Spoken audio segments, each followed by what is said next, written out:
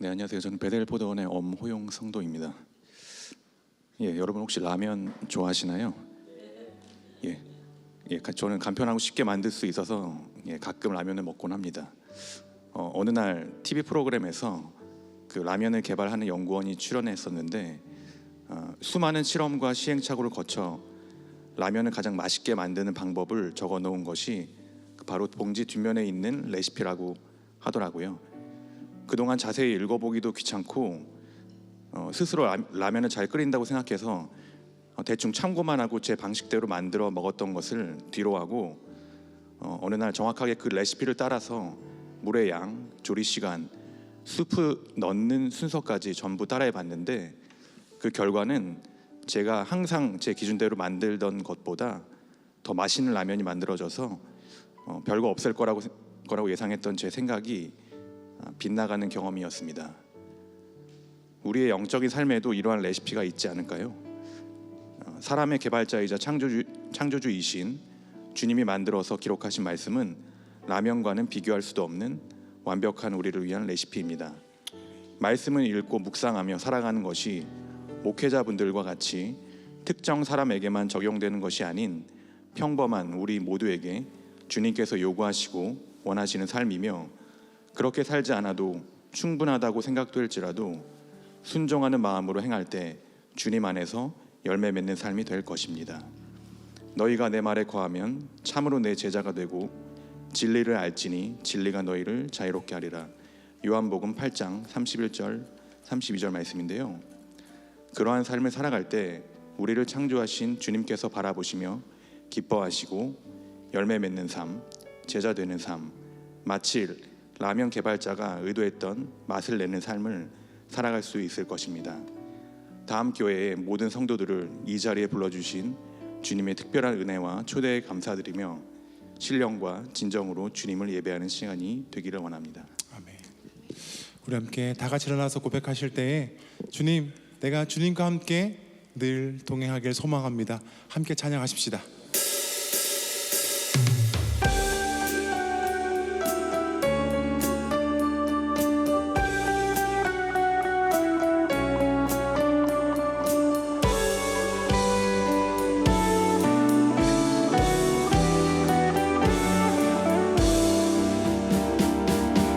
주와 같이 길 가는 것 즐거운 일 아닌가. 우리 주님 걸어가신 발자취를 우리 한 번 더 주와 같이 길 가는 것 즐거운 일 아닌가. 주님 걸어가신 발자취를 한 걸음 한 걸음 주 예수와 함께 날마다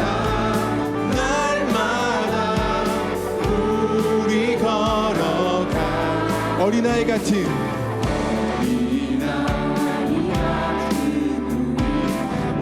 미련하고 약하나 주의 손에 이끌리어 생명길로 가. 한 걸음 한 걸음 주 예수와 함께 날마다 우리 걸어. 한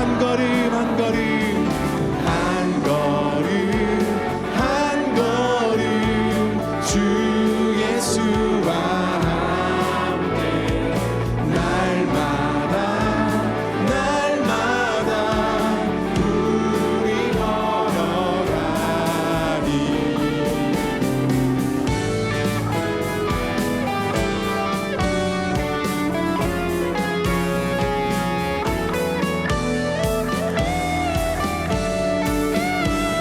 삼 절입니다.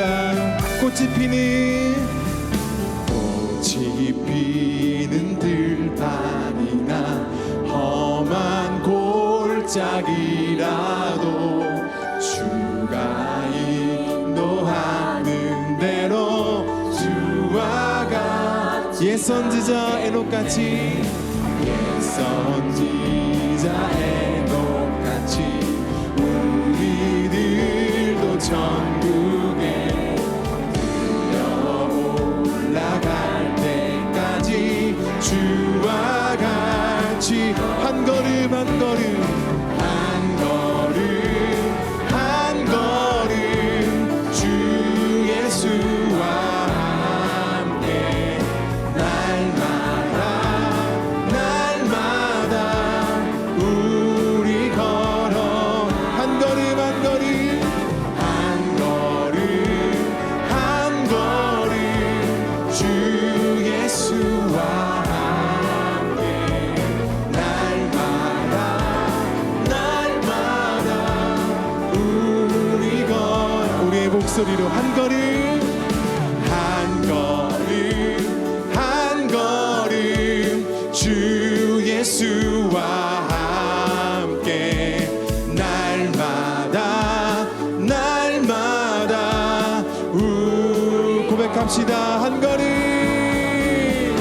한 걸음 한 걸음 주 예수와 함께 날마다 날마다 우리 걸어가리 우리 걸어가리 우리 걸어가리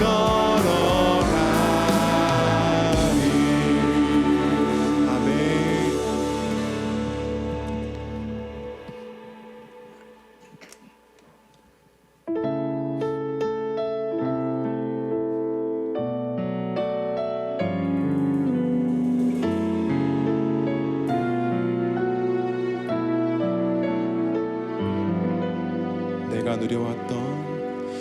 내가 누려왔던 모든 것들이 내가 지나왔던 모든 시간이 내가 걸어왔던 모든 순간이 당연한 것 아니라 은혜였소. 아침 해가 뜨고 저녁에도 봄의 꽃향기와 가을의 열매 변하는 계절의 모든 순간이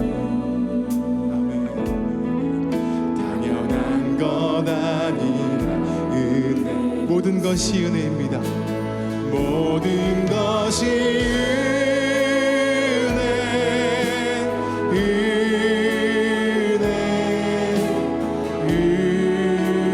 은혜 한없는 은혜 내 삶에 당연한 것 하나도 없었던 것은 모든 것이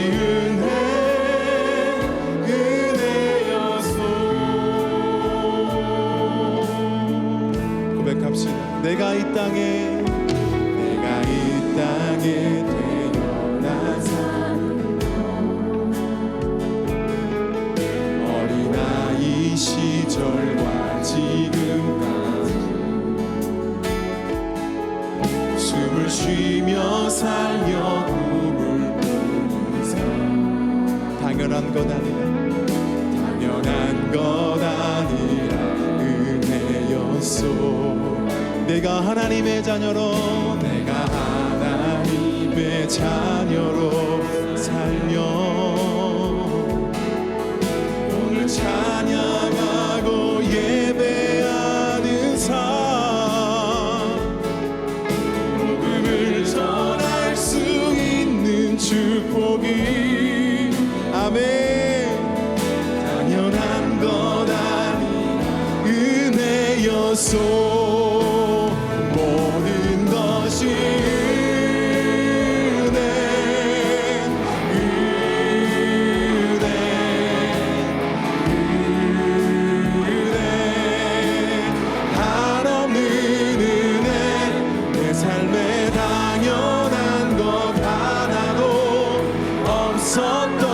모든 것이 은혜, 은혜, 모든 것이 모든 것이 은혜, 그 모든 것이 은혜, 한없는 은혜, 내 삶에 당연한 것 하나도 없었던 것을 모든 것이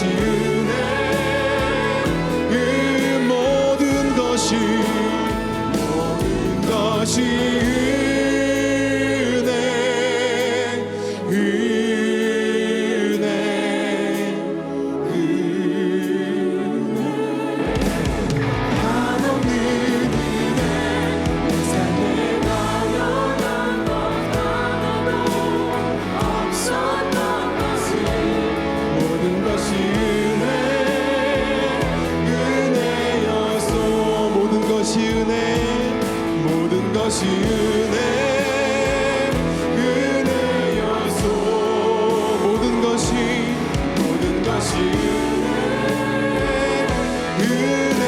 은혜였소.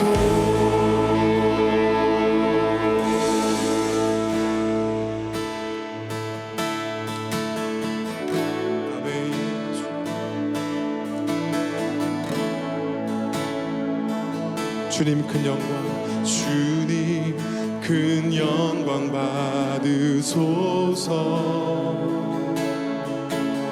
홀로 찬양 받으소서.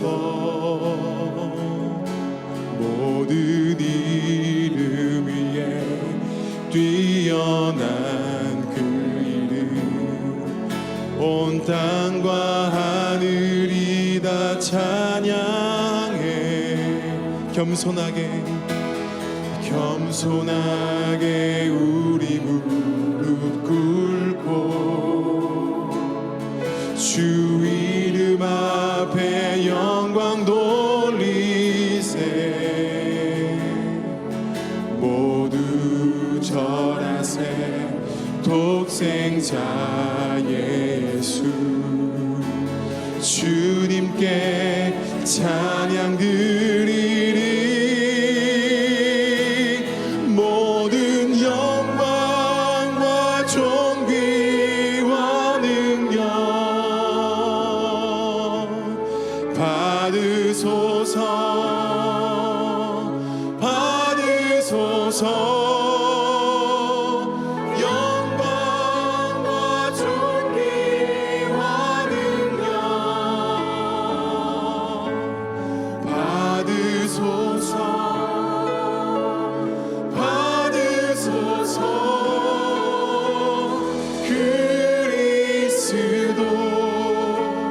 살아계신 하나님, 아멘.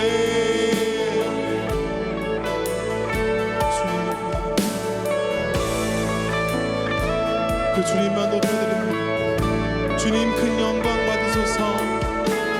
주님 큰 영광 받으소서. 홀로 찬양 받으소서. 모든 이름 위에 뛰어난 그 이름, 온 땅과 하늘이 다 찬양해. 겸손하게 무릎 꿇고, 겸손하게 우리 주의 이름 앞에, 주 이름 앞에 영광 돌리세. 모두 절하세. 독생자 예수, 주님께 찬양 드리. 모든 영광과 존귀와 내 주님 받으소서.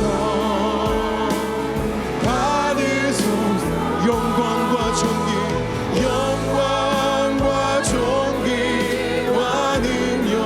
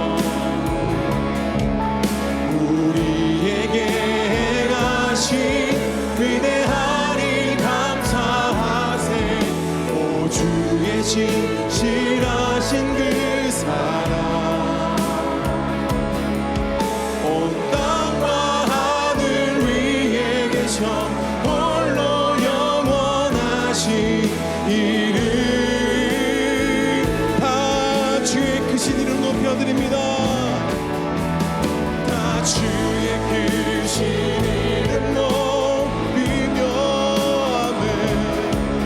우리에게 행하신 위대한 일 감사하세. 오 주의 신실하신 그 사랑 온 땅과 하늘 위에 계셔 홀로 영원하신 이름. 다 주의 크신 이름 높여드립니다. 다 주의 크신 이름 높이며 우리에게 행하신 위대한 일 감사하세. 오 주의 신실하신 그 사랑 온 땅과 하늘 위에 계셔 홀로 영원하신 이름. 이 시간 예배를 위해 함께 기도하겠습니다.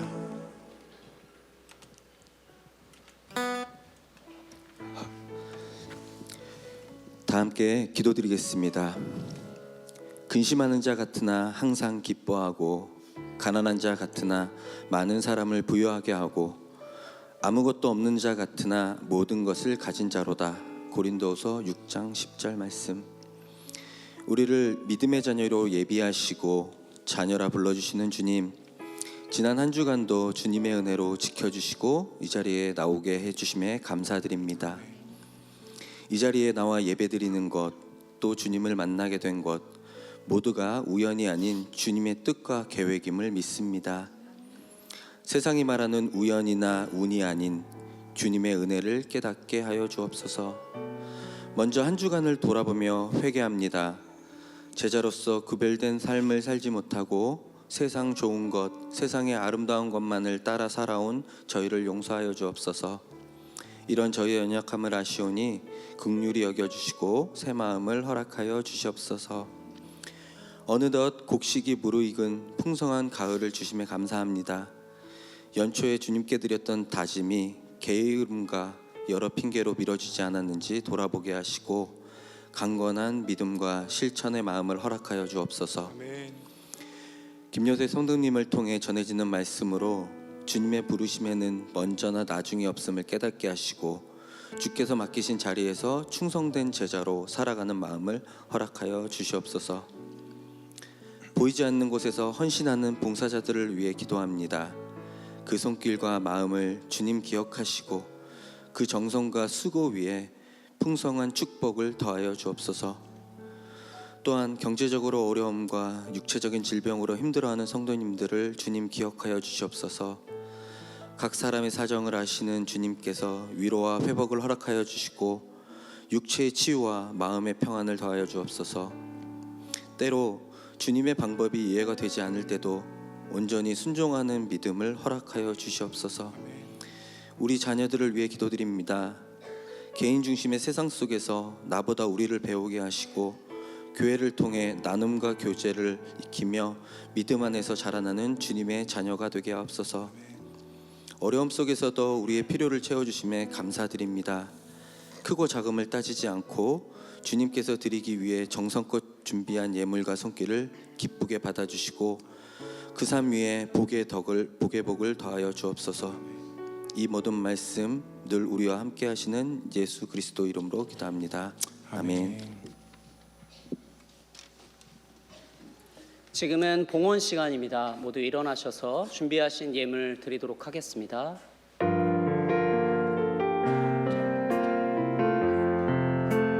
나 주님의 기쁨 되기 원합니다. 나 주님의 기쁨 되기 원하네. 내 마음을 새롭게 하소서. 새 부대가 되게 하여 주사. 주님의 빛 비추게 하소서. 겸손히 내 마음 드립니다. 겸손히 내 마음 드립니다.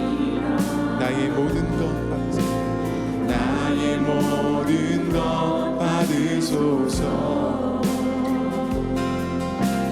나의 맘 깨끗게 씻어주사 주의 길로 행하게 하소서. 내가 원하는 한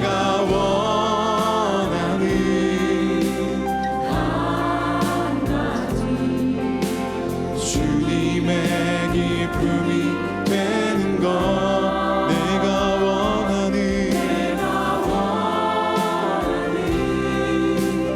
한 가지 주님의 기쁨이 되는 것.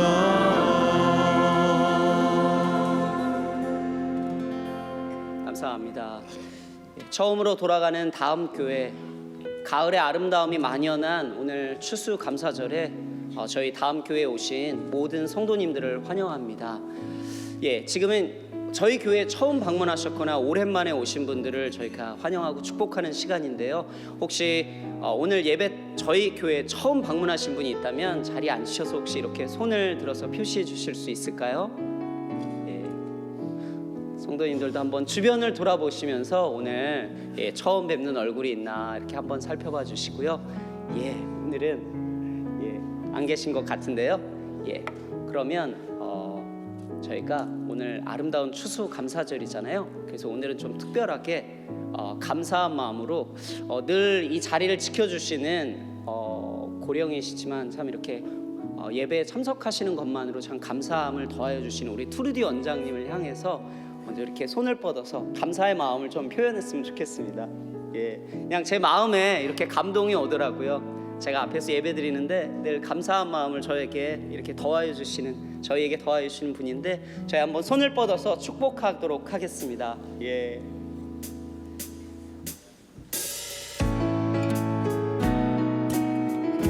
하나님의 사랑이 원장님 삶 가운데 가득하기를 축복합니다. 하나님의 은혜가 우리 가운데 가득하길 기도합니다. 좌우 앞뒤를 돌아보시면서 인사하겠습니다. 하나님의 사랑이 당신의 삶 가운데 가득하기를 축복합니다.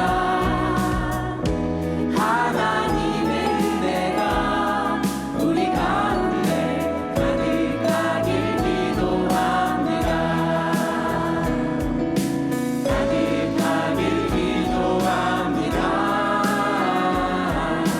가득하길 기도합니다.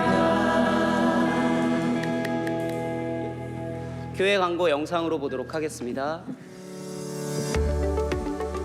2025년 10월 26일 원천 소식 전해드립니다. 금요 예배 안내입니다. 그곳에서 정말 하나님을 너무나 깊이 만나게 됐어요. 신실하신 하나님이 지금 우리를 보고 계세요. 나의 어떠함을 보지 않으시고 있는 모습 그대로를 사랑하시는 하나님. 그런데 너 나 신뢰할 수 있겠니? 라고 질문을 하시는 거예요. 은혜의 자리로 원천의 모든 성도님들을 초대합니다. 추수감사주일 G2G 감사의 성벽 쌓기 안내입니다. 가정마다 감사 제목을 적은 감사벽돌을 신관 4층 감사성벽에 오늘까지 붙여주세요. 2025년 성탄절 감사예배 연합성가대 오케스트라 모집 안내입니다. 모집 분야는 성가대원, 오케스트라 연주자입니다. 자세한 안내 및 신청은 QR코드를 통해 신청해주세요. 이상 자세한 안내는 주보를 참고해주세요. 여름에 시작했던 저희 다음 교회 제자 훈련이 이제 다음 주 또는 이제 가까운 시일 안에 저희가 다 마치게 됩니다. 그래서 다음 주 주일 예배 후에 제자 훈련 수료식이 아론홀에서 있습니다. 기억하여 주시고요. 자녀를 동반하셔도 괜찮습니다. 꼭 참석하시기를 부탁드리겠습니다. 이어서 성경 봉독하도록 하겠습니다.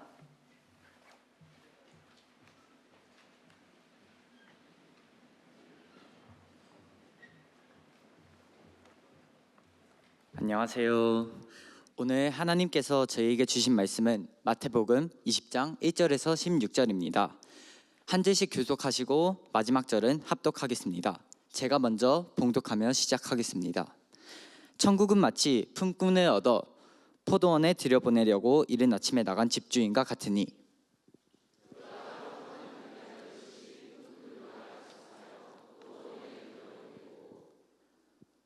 또 제3시에 나가보니 장터에 놀고 있는 사람들이 또 있느니라.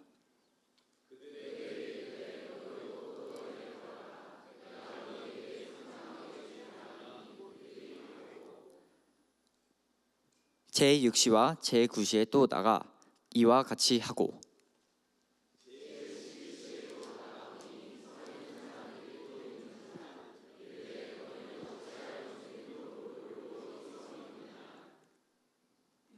이르되 우리들 품꾼으로 쓰는 이가 없느니라. 이르되 너희도 포도원에 들어가라 하니라.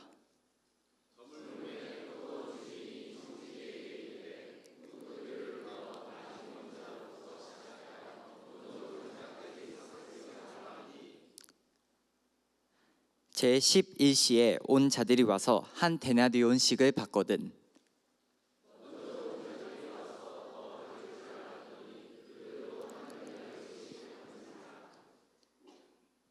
받은 후 집 주인을 원망하여 이르되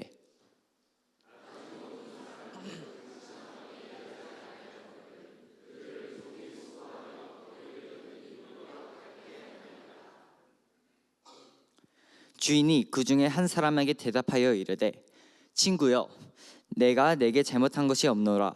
내가 나와 한 데나리온의 약속을 하지 않았느냐.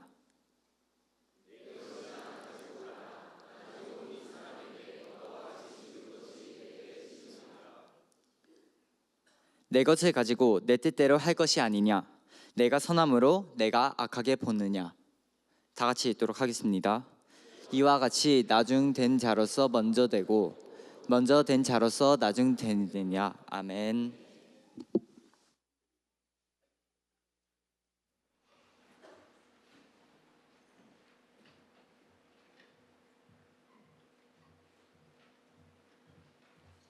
해피 땡스기빙입니다. 좋은 추수감사 주일 예배. 근데 별로 분위기는 안 나죠. 하지만 오늘 몇 가지 작은 곳에서 어떻게 보면 굉장히 의미 있는 곳에서 감사함이 넘치게 됩니다. 오늘 그 앞에 콜트 월십부터 이 순서마다 기도 시간 그리고 성경 봉독까지 우리 섬겨주신 포도원에서 너무 이 감사가 넘치는 그런 마음을 우리를 이끌어 주신 게 너무 감사해요. 우리 집사람이 잠시 전에 저한테 하면서 오늘 그 라면 비유, 라면 이야기 콜트 월십 때 늦게 오신 분들은 모르실 거예요. 다시 영상 보세요. 라면 이야기 내일 머드와이스 강의 때 써먹겠다고 오늘 득템 하나 한 것 같아요. 라면 뒤에 봉지에 붙어 있는 그 정성 들여서 우리한테 준 그 인스트럭션만 보아도 참 그 가치를 발견하면 놀라운 결과들인데 하나님이 우리에게 주신 이 영생의 인스트럭션을 본다면 얼마나 우리가 감사할 제목이 많을까 생각합니다. 근데 저는 그 전에 딱 들어오는데 오늘 또 작은 감동의 물결이 있었어요. 지금 어디 가셨는데 김종식 성도님 우리 어디 가셨네요. 잠깐. 근데 들어오는데 양복을 입고 안내를 하시는 거예요. 그래서 제가 오늘 왜 난 그래서 여러분들은 생각이 어떠세요? 왜 양복을 오늘 입으셨을 거라고 추측하세요? 여러분들 다 아시는구나. 근데 저는 딱 오늘 결혼식 가시나 보다 이런 생각을 해요. 왜냐면 평소에 도저히 양복 입고 오시는 분이 아니거든요. 너무 우리 교회의 그 예배의 편함을 대명사처럼 어떤 때는 농구 복장 그냥 입은 채로 예배 오시는 우리 김종식 집사님 성도님이 너무 저는 근데 오늘 그런데 물어봤어요. 오늘 왜 양복이세요? 그랬더니 1년에 절기 때는 제가 양복을 꼭 입습니다 그러더라고요. 그래서 오늘 추수감사절이구나. 사실은 제가 오늘 예배 오기 전에 일주일 동안 저 마음속에 죄책감, 죄송한 마음이 많았거든요. 제가 목회 이제 초창기나 젊었을 때 몇 년 전만 해도 에너지가 많을 때는 이렇게 원천교회 추수감사주의를 위한 사전에 많은 준비, 목사님들과 회의도 하고 교회에서 여러 가지 대대적으로 안내나 홍보도 하고 마음의 준비를 할 수 있도록 도와드렸을 텐데, 지난주에 여러분들 오늘 추수감사주의라는 거 제대로 안내나 받으셨어요? G2G에서 아이들은 했는지 몰라도 우리 원천교회, 다음 교회는 특별히 분위기가 별로 안 떴죠. 그렇죠? 오늘 추수감사주일인 걸 깜빡하고 오신 분 손 들지 마시되, 많이 그러셨지 않으셨어요? 그런데 이런 생각이 들어요. 올해 추수감사주일에 이벤트성이 너무 적은 것 같은데, 제 안에는 이것도 하나님의 의도하심의 일부가 아닐까? 어렸을 때 이 생각이 났습니다. 명절 때 이제 어르신을 뵙거나 뭐 큰아버지나 뭐 친척들을 만나면 어렸을 때요, 이제 막 용돈을 주거나 뭐 그러잖아요. 아니면 뭐 먹을 거를 주거나 선물을 이렇게 주시면 부모님이 옆에서, 또 아니면 손님이 우리 집에 왔을 때 또 돈 주실 때도 있어요. 그럼 부모님이 옆에서 야, 이럴 땐 너 어떻게 해야지? 하고 물어보면 그때 감사하다고 인사해야지. 그리고 강요된 감사를 한 기억이 많이 납니다. 그동안 우리가 교회에서 추수감사주의를 뭔가 행사적으로 만들면서 우리들 각자에게 뭐 억지로 된, 강요된 감사를, 그것도 1년에 한 번만 하면 되는 그런 강요된 감사를 의도하지 않았지만 그렇게 학습되어 온 우리들이 아닌지 모르겠어요. 추수감사주일에는 감사하지만 나머지 51주는 별로 감사하지 않아도 된다는 이런 마음들이, 엄마 아빠가 억지로 인사해야지 하고 인사를 할 때와 그냥 그런 강요 없이 우러나오는 마음, 감사가 우러나는 마음으로 감사를 표현할 수 있는 우리들이 되는 것, 하나님이 우리 다음 교회에게 기대하고 있는 성숙한 영성이 아닌가 생각합니다. 하나님의 이런 마음을 제가 어떻게 여쭤볼 수 있냐면, 이제 오늘부터 그동안에 마태복음 19장에서 우리가 가정에 대한, 결혼에 대한 이야기로 거의 한두 달을 보냈는데, 오늘부터 우리가 이제 크리스마스까지 거의 연말까지 마태복음 20장부터 25장 사이에 나타나는 많은 비유들을 가지고 세상에서 이 말세에 세상에서 충성된 제자로 살아가기 시리즈로 여러분들하고 한 6, 7주 또는 8주 동안 말씀을 나눌 생각이 있는데요. 그 첫 번째 이야기가 포도원 품꾼의 비유입니다. 오늘 찬양에도 은혜에 대해서 이야기하는데, 이 포도원 품꾼의 비유를 통해서 저는 하나님께 우리의 마음이 감사하지 않은 마음과 또 감사할 수밖에 없는 마음, 우리 안에 감사에 대한, 은혜에 대한 감사가 오늘 아침 말씀을 통해서 제 마음에 하나님 주신 은혜를, 또 저를 통해서 하나님 여러분들과 우리 공동체 안에 이 비유를 통해서 하나님의 진짜 마음 보기를 원합니다. 근데 여러분들 예수님의 비유 많이 보셨고, 주일학교 때 비유들 중에는 좀 잘 등장하는 인기 비유들이 있어요. 예수님 비유 중에는 뭐 씨 뿌리는 비유라든지 뭐 열처녀 비유라든지 뭐 이런 거는 많이 나와요. 근데 오늘 이 비유는 설교도 많이 없고 어린이 때 많이 들어보지도 않았던 비유예요. 사실은 이유가 있어요. 이 비유를 오늘 읽으셨는데 좀 찝찝한 마음 안 드셨어요? 조금 찝찝해요. 우리는 공정이 중요한 시대를 거쳐온 세대들이세요. 공정의 중요성을 알아요. 근데 오늘 비유는 예수님이 왜 그 비유를 들었는지 모르겠는데 그 비유 속에 뭔가 찝찝함이 있어요. 예수님은 어떤 의도로 말씀하셨는지 이해는 될 것 같은데, 주인이 자기 마음대로 한 데나리온을 아침부터 온 사람과 1시간밖에 일하지 않은 사람한테 주는 거에 대해서 그 주인이 마음대로지 뭐라고 생각할 수 있지만, 오늘 사회에 어떤 CEO가 그렇게 할 수 있을까요? 노조 때문에 도저히 할 수도 없고요. 사회적 지탄을 받을 수 있는 가능성이 있는 거예요. 하나님 왜 그렇게, 예수님 왜 이런 비유를 들었지? 왜 이렇게 공정하지 않은 것을 주인 마음대로 한다고 말씀을 하셨을까? 이러한 감사함이 없는, 불평과 원망이 있는 우리들의 마음이 바로 오늘 우리 오늘 감사절을 맡고 있는 우리들에게 하필 진도 짜다가 오늘이 이 비유가 있을까라는 생각을 하게 되었습니다. 누구보다도 하나님은 성도님들에게 말씀하시기 전에 먼저 저에게 이 비유를 준비해 주신 것 같은 그런 뭐라 그럴까요? 좀 굉장히 좀 코너에 몰린 듯한 느낌으로 말씀을 전하게 됩니다. 오늘 비유는요, 두 가지로만 오늘 두 포인트만, 크게는 두 포인트가 있어요. 첫 번째는 뭐냐면 진단이에요. 비유가 진단하고 있는 게 있어요. 예수님의 비유는 여러 가지를 얘기하려고 하는 게 거의 한 가지 포인트가 있는데요. 그 가로쳤죠. 은혜에 대해서 우리가 이해하지 못하는 것을 우리에게 보여주는데요. 저는 그래서 오늘 이 비유가 우리의 마음을 엑스레이를 찍고 있는 진단 또는 이렇게 뭐랄까 보여주는, 치료하려고 하시는 그 마음이 있고요. 그 다음에 그 진단에 따른 하나님의 처방이 오늘 비유 속에 나와 있다고 생각을 합니다. 그런데 이해를 좀 하시기 위해서, 이 말씀 이해하기 위해서 우리 이 말씀이, 여러분들 혹시 성경 갖고 계세요? 네, 이제 보통은 안 계시고 앱을 가지고 계신 경우가 많은데, 앱을 키면 조금 위험할 수가 있어요.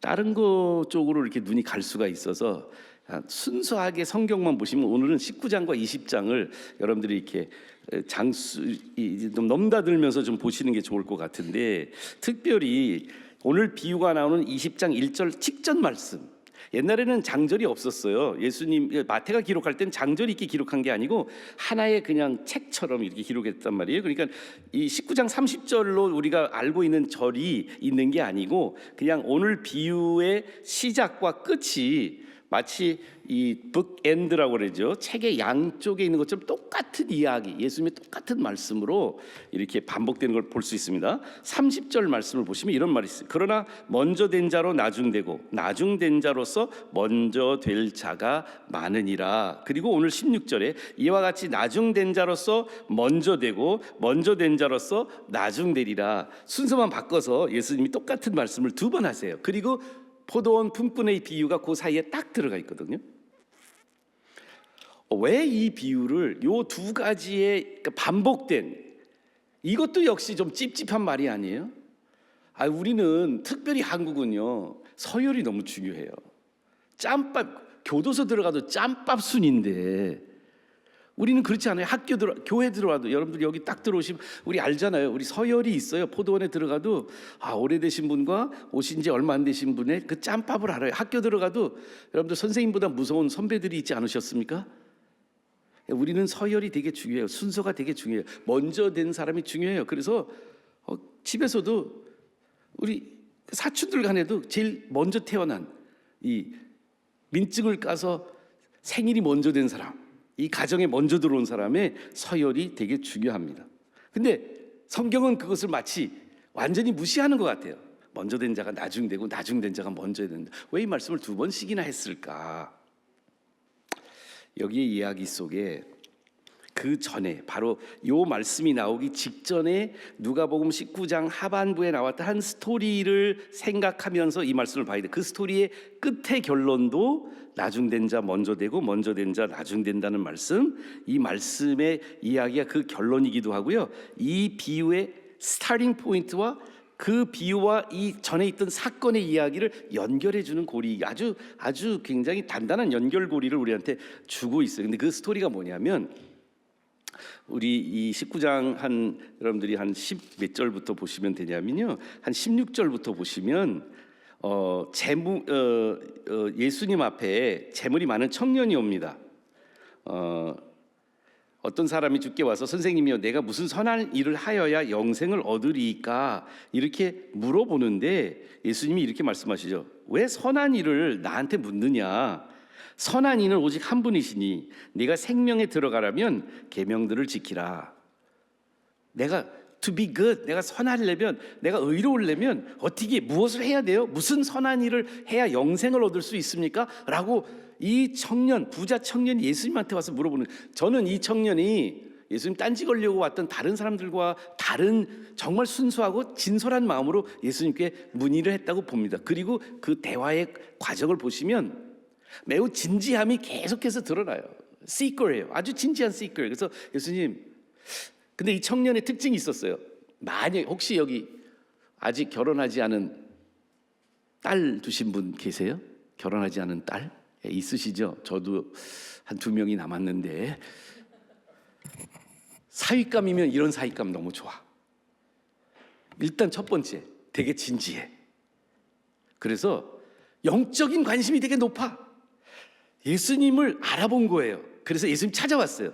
그리고 예수님한테 찾아와서 자기 안에 그 안에 있는 내면의 깊은 고민을 가감없이 바로 물어볼 수 있어요. 이분은 답을 줄 수 있을 것 같아서 물어봐요. 내가 영생을 얻기 위해서 더 뭐를 해야 될까요? 근데 그 이야기를 전개하는 이야기 속에 예수님 계명에 대해서 물어보시거든요. 그래서 그 계명을 예수님이 그래요. 그 뭐라면 계명을 지켜. 그랬더니 이 어느 계명을 지켜야 됩니까? 그러면서 자기가 계명을 쫙 나열을 해요. 살인하지 말라, 가늠하지 말라, 도둑질 말라, 거짓말하지 말라, 내 부모를 이런 거 쫙 얘기하면서 예수님 그 대답을 그렇게 하거든. 이런 계명들을 쭉 나열하니까 10계명을 나열하니까 청년이 뭐라고 말하냐면 내가요 어렸을 때부터 항상 이 모든 것을 지켰는데도 아직 제 마음이 다 지켰거든요. 뭐 예수님 말씀한 계명을 지키라고 그러는데 다 지켰는데도 마음이 아직도 찝찝하거든요. 뭐를 더 해야 될까요? 내가 온전하고자 할진대 내 소유를 팔아서 가난한 자에게 줘라. 그리하면 하늘에서 보화가 내게 있으리라 라고 예수님 말씀하세요. 자, 예수님이 항상 예수님 찾아오는 사람들한테 너 가진 재물 다 팔고 바쳐야만 나를 따를 수 있다고 말씀하셨나요? 아니에요. 예수님 마음속에 계명을 다 지켰다고 하는 이 청년에게 예수님이 첫 번째 계명부터 물어보는 거예요. 마음속에 내 삶 속에 그 청년의 생각 속에 근데 내가 왜 이 청년을 우리 자녀 우리 딸들의 사위감으로 내가 삼았으면 좋겠냐면 잘 생각해 보세요. 돈도 많잖아요. 솔직히 부자예요. 그리고 도덕적이고 영적이고 사회적으로 존망을 받는 청년이었어요. 아니 솔직히 이런 사위감 들으면 진짜 좋지 않으세요? 근데 예수님은 그 청년에게 말해요. 첫 번째 계명도 제대로 지키지 않았지 않았니 하고 조명하여 그 조명이 뭐였죠? 하나님만 예배해야 되고 경배해야 되고 다른 우상을 두면 안 된다는 10계명의 첫 번째 계명조차도 이 청년의 마음속에 하나님보다 더 소중한 우상이 있었어요. 재물이었어요. 어떤 일을 하여야 선합니까?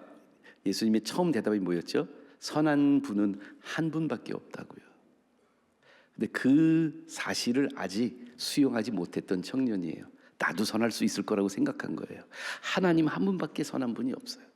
진짜 선함은 한 사람밖에 없어요. 모든 사람이 죄를 범했으면 의인은 없고 하나도 없는데 성경의 진리는 복음의 진리는 우리가 한 사람도 온전한 선함이 없는데 우리 안에 계속해서 우리 삶 속에서 착각하고 살아가는 거 아니에요. 내가 조금만 더 노력하면 선해질 수 있는데 내가 요 문제만 해결하면 난 선한 사람이 되는 건데 내 안에 있는 모든 것을 난 다 동원해서 내가 선하가 되려고 지금 노력하고 있는데 몸부림치고 있는데 근데 복음은 우리에게 금방 깨닫게 해줍니다. 예수님 만나시면 예수님 맞닥뜨리시면 우리가 알 수 있어요. No matter what I try, 무엇을 해도 나는 선할 수 없다는 존재임을 먼저 깨우치게 됩니다. 복음 중심 삶을 하신 여러분들, 그렇게 제자 훈련 받고 계신 여러분들, 오늘 우리들 안에 그 고백이 있지 않으세요?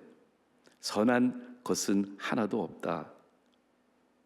그런데 거기에 제자들이 그 이야기, 그 부자 청년의 이야기와 예수님의 이 다이얼로그를 지켜보고 예수님의 그 이야기를 들으면서 예수님이 제자들에게 이야기를 하거든요. 부자가 내가 제자들한테 이 말씀하세요. 청년이 이제 근심하고 떠나니까 내가 진실로 너희에게 이르노니 부자가 천국에 들어가기 어려우니라. 낙타가 바늘길을 들어가는 것보다 부자가 하나님 나라 들어가는 것이 더 쉽다라고 말씀하시거든요. 그랬더니 제자들이 놀라서 물어봐요. 그럼 누가 구원받을 수 있어요? 네, 여러분, 예수님의 여기에 제가 만약에 이제 설교를 더 할 수 있는 시간이 많았다면, 한 주가 더 있었다면 이것도 비유라고 생각하는데 예수님의 부자는 낙타가 바늘길 들어가는 비유를 해주신 거거든요. 무슨 이야기를 하시려고 하신 걸까요? 부자가 천국에 들어가는 게 진짜 어려워. 왜 그러냐면 부자는 재물이 우상이거든요. 근데 부자만 천국에 들어가는 게 어려울까요? 아니요. 가난해도 다른 우상이, 돈이요, 돈 있는 사람에게만 우상일까요? 아니요. 돈이 없는 사람도 돈이 우상이에요. 그러면 바늘기로 들어가는 낙타의 모습은 뭘까요?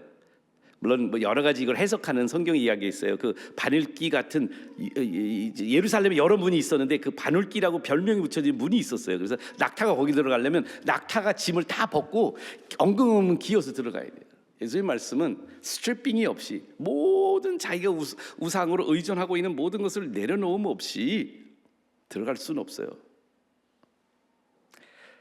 그래서 그렇게 놀라서 누가 구원을 받을 수 있어요? 아무도 없죠. 구원은 뭐죠? 선하게 해서 선한 행위로 하나님께 갈 수 있는 사람 아무도 없는 거예요. 선한 분은 한 분밖에 없다는 이 부자에게 했던 이야기를 이 제자들 아직도 정신 못 차리고 있어요. 근데 예수님 뭐라고 말하냐면 사람으로 할 수 없지만 하나님으로는 다 하실 수 있느니라.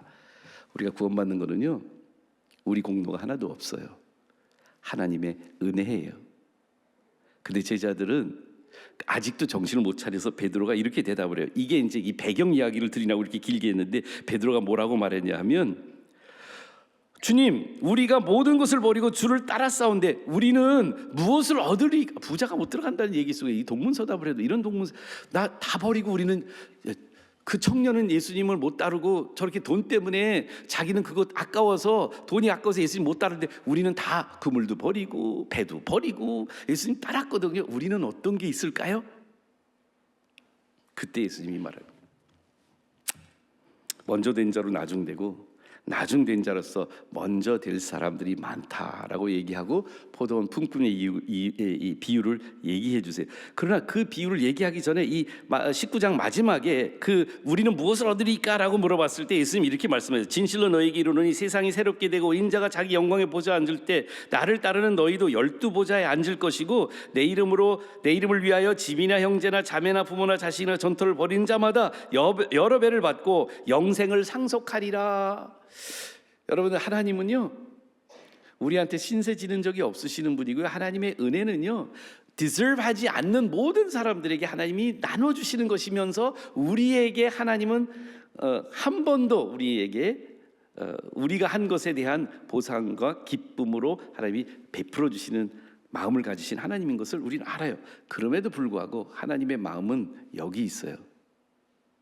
내 공로를 의지하고 내 삶 속에서 내 노력들을 집중하게 보는 우리들 안에 하나님의 은혜를 잊어버리는 마음이 계속 커질 수 있다는 사실을 보여주는 겁니다. 특별히 이 부분은 어디서 일어나면 먼저 된 자들한테 많이 일어나는 일이에요. 오늘 이 추수감사 주일 안에 우리 추수감사 주일을 드리고 있는 우리들의 마음 속에 기쁨과 감사의 감격이 많이 없어지고 있다면, 없으시다면, 많이 줄어들으셨다면 오늘 이 품꾼의 비유를 통해서 이 찝찝하고 공정하지 않은 스토리를 통해서 예수님이 제 마음과 여러분들의 마음에 꼭 하고 싶은 이야기를 들어야 되지 않을까요? 이 베드로의 이야기와 부자 청년의 이야기를 경험한 베드로의 이야기 속에 먼저 된 사람들이 가지고 있는 마음이 하나 있어요.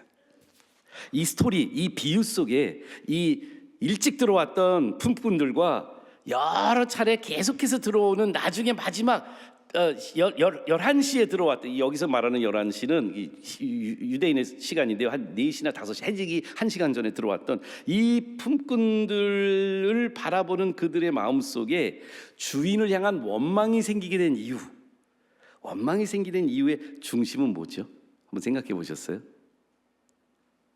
오늘 이 비유를 우리가 읽어봤는데 신앙생활 오래 할수록 생길 수 있는 비유가 마음이 있습니다. 그건 불평의 발원지라고 말할 수 있어요. 저는 그것을 어려운 말로 상대적 공정이라고 말하고 있어요. 즉 내가 공정을 원하는데 이 공정이 언제 내 안에 공정하지 않다는 생각이 들어가냐 하면 다른 사람과 비교하기 시작할 때 일어날 수 있는 것입니다. 오늘 본문 말씀 중에 10절 말씀 한번 스크린에 보여줄 수 있으면 좋겠고요. 성경 가지신 분들 20장 10절 한번 더 보았으면 좋겠습니다. 10절과 11절을 보겠습니다. 먼저 온 자들이 와서 더 받을 줄, 같이 읽을까요? 시작. 먼저 온 자들이 와서 더 받을 줄 알았더니 그들도 한 데나리온씩 받은지라. 받은 후 집주인을 원망하여 이르되 12절이요 나중 온 이 사람들은 1시간밖에 일하지 아니하였거늘 그들을 종일 수고하며 덜을 견딘 우리와 같게 하였나이다. 원망은 주인을 향하고 있어요. 주인의 행위에 향하고 있어요. 그래서 주인의 행위에 꽂혀 있지만 그 행위를 상대적으로 보고 있어요. 비교해서 본 거예요. 틀림없이 이 돈을 받을 때 제일 늦게 온 사람부터 돈을 줬거든요. 근데 여러분들 여기 마음이 보이잖아요. 그래서 원래 이제 이 한 데나리온 받기로 약속한 품꾼들 하루 살아서 하루 벌어먹고 있는 이들에게 한 데나리온이 사실은 많은 돈이었습니다. 넉넉한 돈이었습니다. 굉장히 주인은 은혜를 베푸는 주인이라 일할 기회를 주는 것부터가 은혜였거든요. 그런데 그 주인에게 한 데나리온 약속을 받고 그런데 마지막에 들어온 친구들이 한 데나리온을 받는 것을 보는 순간 일찍 들어온 사람들의 마음속에는 기대치가 이렇게 올라갔어. 그래서 이제는 나는 2대, 3대, maybe 5대나 10데나리온도 받을 수 있을지 몰라 하고 막 벌써 돈 쓰기 시작한 거야. 근데 가면 갈수록 두 번째 들어온 사람도 그러니까 조금 더 일찍 제일 먼저 들어온 사람까지 한 데나리온을 주었을 때 이 상대 해보니까 공정하지 않은 거야. 비교해보니까 이 비교를 통해서 내 마음속에 불만이 생기기 시작을 했어요. 누가 비교는 바보들의 놀이라는 노래를 지지 않았습니까? 성경은 우리에게 비교 속에서 영성이 심각하게 변질되는 이야기들을 우리한테 보여주거든요. 제일 먼저 일어났던 아담과 하와가 선악을 알게 하는 나무를 따먹고 나서 하나님이 가인과 아벨이라는 2 자녀를 주셨을 때 가인의 마음속에 동생 아벨의 제사와 자기의 제사를 향한 하나님의 반응이 다르다는 것을 느끼는 순간 비교한 결과 동생을 향한 불타는 분노와 질투심을 갖게 되었고요. 그 질투심 속에서 살인을 저지르게 됩니다. 이 죄성이 어떻게 형성되느냐? 비교하는 순간 우리들 마음속에 원망과 불평이 일어나게 되지요. 자녀를 키우신 여러 자녀를 두신 부모님들은 압니다. 굉장히 힘들지 않으셨어요? 어렸을 때도 저희 아이들이 4명 있어서 어떤 때는요 집에 보면 아이스크림이 3개만 남을 때가 있어. 그럼 3명이 먹고 1명이 못 먹으면 틀림없이 원망이 생겨. 그래서 엄마 아빠는 어떻게 해요? 원망을 안 생기게 하려고 3개 가지고 4등분을 하죠. 근데 성인이 돼도 애들 똑같아지더라고요. 뭐 누구 한 명한테만 특별하게 그 아이를 생각해서 선물을 사주면 이게 참 혼자 주든지 몰래 주든지 아니면 또 다른 선물들을 생각해서 제가 옛날에 얘기했잖아요. 우리 어머니 여기 앉아 계시지만 오늘 뭐 박수까지 받으셨는데 제 동생한테는 좋은 위트를 주고 저한테는 안 좋은 위트를 주시고 지금도 상처가 돼서 비교하면서 상대적인 박탈감에 빠질 공산이 큽니다. 우리 하나님의 자녀로 살아가면서 하나님이 다른 분한테는 다른 자녀들한테는 하나님의 다른 제자 예수님의 다른 제자들한테는 뭔가 계속 축복해요. 뭔가 잘 되는 걸 들어요. 우리 문화는 뭐가 있는 줄 아세요? 저희가 이제 교회에서 포도원도 하시고 또 제자훈련 팀도 있으니까 깊은 이야기들을 많이 나눠요. 근데 아픔을 나누거나 상처받거나 뭐 이런 뭐 질병을 걸려서 막 힘들고 할 때 우리는 그때는 되게 막 은혜도 느끼고 막 뭐 하나님이 아픈데 암 걸렸는데 암 진단 받았는데 이렇게 막 간증을 하면 우리는 막 우리가 은혜를 받아요. 근데 간증하는데 자녀들은 다 잘 되고 사업도 너무 잘 되고 신앙생활도 너무 잘하는 사람 간증 들으면 감사가 나오세요? 아니면 평가절하가 나오세요? 우리들 안에 바울이 말했던 우는 자들과 함께 울라는 말씀은 잘해요. 근데 웃는 자들과 함께 웃는 거 우리 못해요. 왜 그러냐면 우리 안에 깊이 우리 한국 문화 안에 깊이 뿌리 박혀 있는 한 가지 정서가 있어. 부러움은 지는 거야. 그래서 하나님이 잘해주시는 다른 축복을 내려주는 하나님의 자녀가 받고 있는 그 축복에 대해서는 정말 함께 기뻐할 수가 없어. 함께 축복을 같이 감사해 줄 수 있는 마음이 우리 안에 없거든요. 심지어 영적인 상황 속에서도 그래요. 베드로의 이야기 기억나세요? 요한복음 21장 마지막 장에 가면 예수님이 세 번이나 예수님 부인했던 베드로를 회복해 줍니다. 그 회복된 베드로, 그러니까 세 번씩 물어보시죠. 그 내 양을 먹이라, 내가 나를 사랑하느냐, 내 양을 먹이라, 이렇게 세 번씩 얘기하고 나서 베드로의 이제 그 축복을 해주고 나서 이제 베드로가 앞으로 할 일에 대해서 예수님이 예언해 주시거든요. 그리고 그 성경은 그 예수님이 그래서 너는 이제 사람들이 전에는 네가 띡뛰고 가고 싶은데 마음대로 갔지만 이제는 다른 사람들이 너를 이끌 거고 막 이런 얘기를 예수님이 베드로의 죽음을 예언하시는 말씀이라고. 요한복음 21장 19절에 이런 말씀을 하시면 베드로가 어떤 죽음으로 하나님께 영광 돌릴 것을 가리키심이라, 이 말씀을 하시고 베드로에게 이르시되 나를 따르라 하시니 베드로가 따라가면서 뒤돌아봐요. 그랬더니 돌이켜 예수님께서 사랑하시는 그 제자가 따르는 걸 보고, 요한이거든요, 따르는 걸 보고 그 만찬석에서 예수님 품에 의지해서 주님을 파는 자가 누구오니까 라고 묻던 자라. 지금 요한이 이 성경을 쓰면서 자기를 그렇게 표현하고 있는 거예요. 근데 베드로가 이 요한을 보고 갑자기 예수님이 이제 너는 이제 끌려다니면서 넌 죽을 거야, 순교할 거야, 이런 말씀으로 나를 따르라고 하시니까 베드로가 그때 뭐라는 줄 아세요? 주님, 얘는 어떻게 될 건데요? 그 예수께서 뭐라고 말씀하신 줄 아세요? 내가 올 때까지 그를 머물게 하고자 할지라도, 그를 살려두어도 네게 무슨 상관이나 너는 나만 따라. 우리들 안에 하나님이 다른 제자들, 다른 자녀들에게 어떻게 인도하시는지를 자꾸 보면서 우리 안에 쟤는요. 근데 예수님 말씀하세요. 쟤는 내가 제 나름대로 다른 그릇을 준비하고 있어. 너에게 지금 나를 따르는 이 삶 속에 어떤 삶을 인도하든지 나를 믿는 것이 필요하지 않겠니? 여러분, 우리들 안에는 하나님께 잘못하면 죄라는 걸 알고 있어요. 많이 그래요. 내가 이건 하나님께 잘못한 거야. 나 11조 떼어 먹었어. 이거 뭐 누구 욕했어. 그러면 이거 하나님께 잘못한 거야. 이건 내가 하나님께, 다윗도 고백하지 않았습니까? 내가 하나님께만 범죄하여 밧세바와 간음도 하고 우리아를 죽였는데 하나님께 범죄했습니다. 내가 하나님께 잘못한 거를 인정할 때는 있어요. 근데 우리 마음 가운데 하나님이 잘못하셨다고 생각하는 것이 얼마나 더 큰 죄인지를 모를 때가 많이 있어요. 하나님, 품꾼들이 주인한테 원망하기 시작했어요. 불공정합니다. 왜 우리들을 이렇게 뼈 빠지게 땀 흘리고 고생했는데 왜 우리도 더 주지 않으시고 한 데나리온만 주십니까?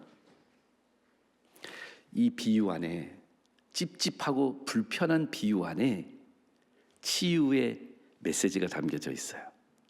감사할 수 없는 마음, 불평하고 원망하는 마음, 우리 안에 오래되면 오래될수록 은혜는 당연한 거고 내가 원하는 것을 더 주셔야 되는 하나님께 하나님이 잘못하고 계신 것 같아요 라는 마음을 우리들이 가질 때 이 비유는 우리한테 눈을 뜨게 합니다. 첫 번째, 이 비유 안에 있는 주인에게 집중해 봅시다. 이 스토리 안에 예수님의 이야기 속에 주인을 한번 보실까요? 2절 말씀을 보면 그가 한 데나리온씩 품꾼들과 약속하여 포도원에 들여보냈다고 말해요. 그리고 13절에 주인이 그중 한 사람에게 대답하되, 그리고 그 주인이 하는 말을 들어보세요. 이 품꾼들은요, 한번 하루 일 시키고 그냥 보내면 되는 사람인데 이 주인이 뭐라고 말해요?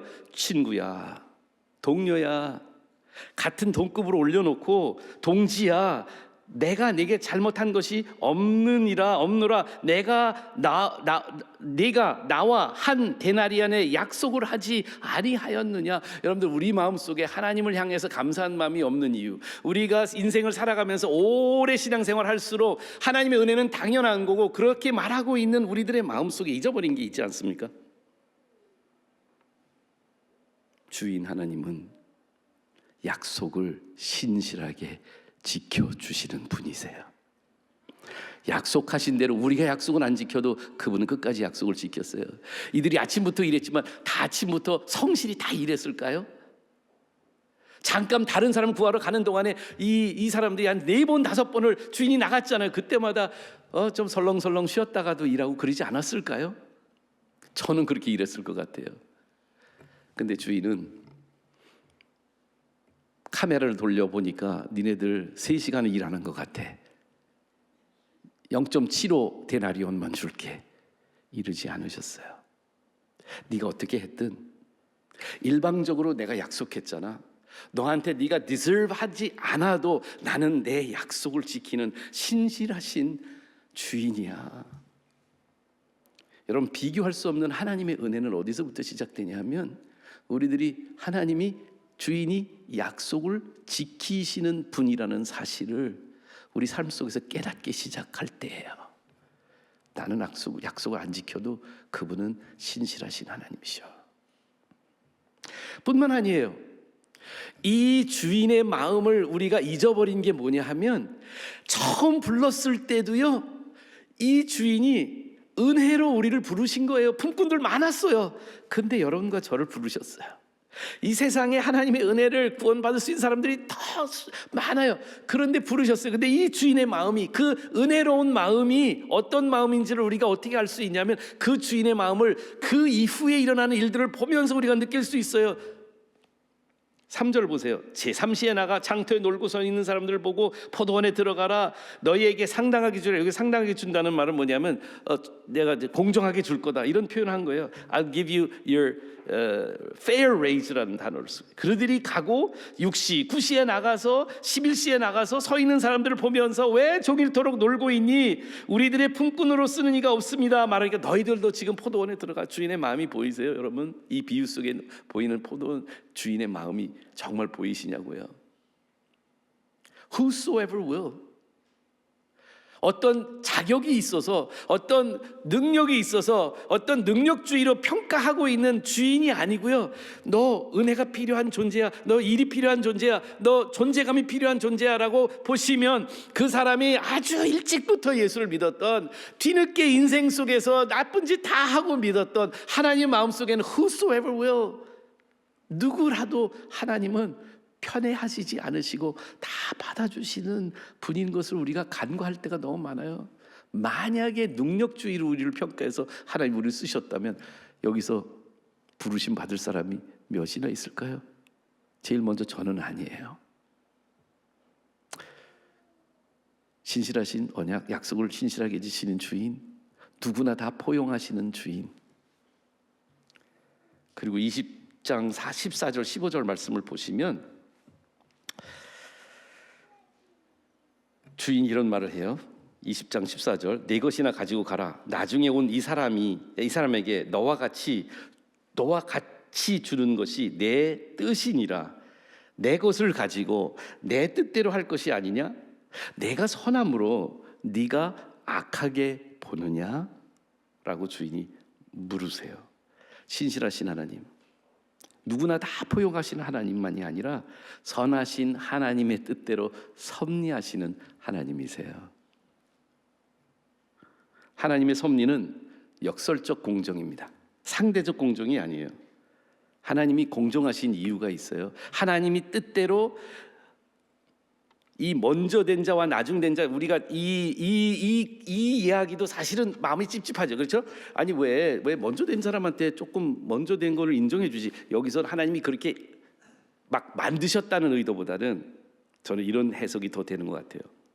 나중 된 자가 진짜 은혜를 더 쉽게 누려서 주인을 더 영광 돌리고 주인께 고마운 마음이 넘치게 되는 거예요. 무슨 뜻인 줄 아세요? 나중 된 자가 먼저 된 자보다 감사한 마음이 넘칠 수 있게 돼요. 여기서 중요한 거는 내가 자꾸 먼저 된 자라고 내 자신을 자화자찬하고 내 자신을 그렇게 내 존재감을 그렇게 느끼려고 하는 우리들의 인본주의적인 생각이 아닐까요? 우리 다 사실은 나중된 자 아닐까요? 고린도전서 1장 24절에 이런 말씀하십니다. 오직 부르심을 받은 자들에게는 유대인들이나 헬라인이나 그리스도는 하나님의 능력이요 하나님의 지혜니라. 하나님의 어리석음이, 하나님의 불공정한 것 같고 내 눈에는 별로 마음에 들지 않는 하나님의 어리석음이 사람의 지혜보다 사람보다 지혜롭고 하나님의 약하심이 사람보다 강하니라. 형제들아 너희 부르심을 보라. 육체를 따라 지혜로운 자가 많지 않고 능한 자가 많지 아니하며 문벌 좋은 자가 많지 아니하도다.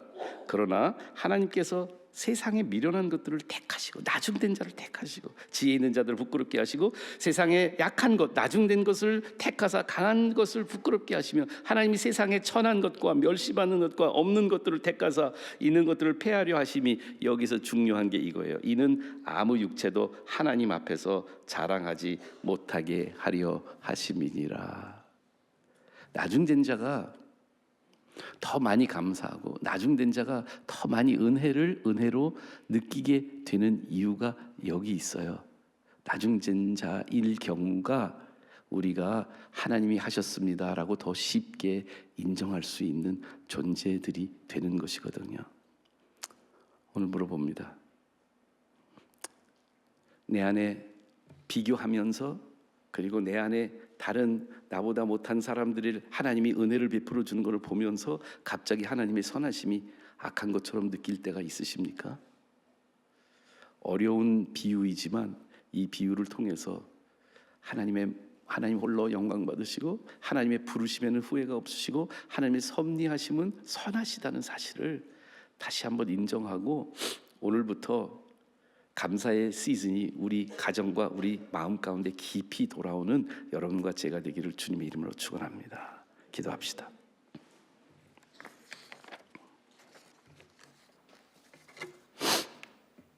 우리 찬양팀 올라오시기 준비하는데 제가 어젯밤에 이 말씀 막 준비하려고 이제 준비 일주일 동안 했지만 어젯밤에 이제 설교를 준비하려고 집에 늦게 들어갔어요.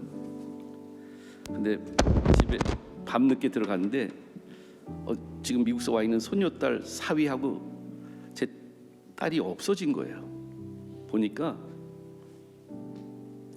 문자를 남겨놓고 갔는데 24시간에 머리를 2번 크게 부닥쳐서 병원에 지금 빨리 진단 받으러 갔다는 거예요.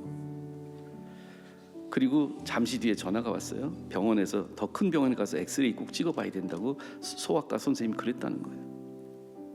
제 마음속에 하나님 생각이 나긴 했는데 약간 원망스러운 하나님 생각이 난 거예요. 하나님 지난 몇 주 동안 너무 장례도 많고 사역도 많고 교회 일도 많아가지고 제가 오늘도 지금 9시까지 이렇게 청년들하고 막 씨름하면서 하루 종일 있다가 집에 들어왔는데 이게 웬일입니까? 아무 죄도 없고 내가 제일 이뻐하는 이 손녀딸이 왜 병원에 이런 일이 일어날까요? 하나님 약간 원망하기 시작을 했어요.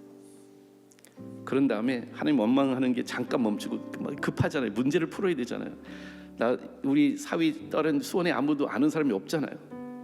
그래서 제가 그냥 이제 제 일을 하기 시작했어요. 막 아는 그 병원 큰 병원에 있는 우리 교인도 알고 있어서 여기저기 막 전화 걸기 시작하면서 막 일을 처리하기 시작을 했어요.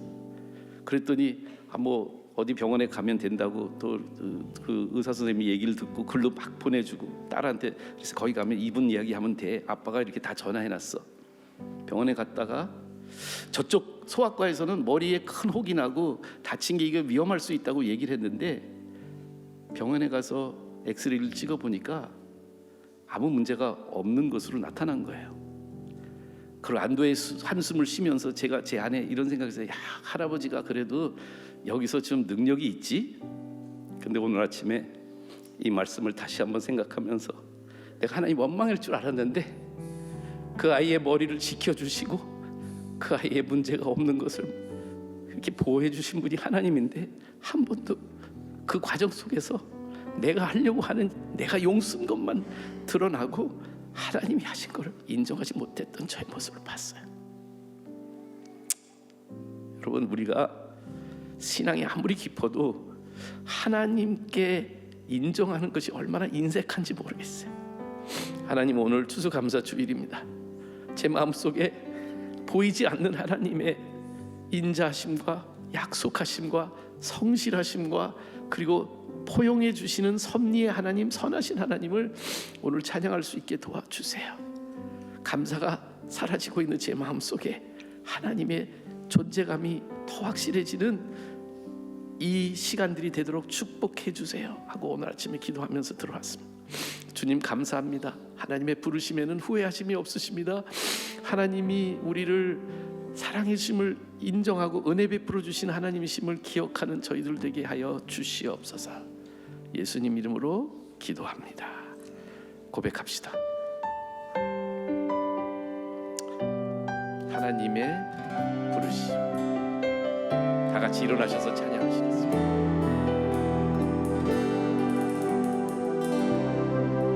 하나님의 부르심에는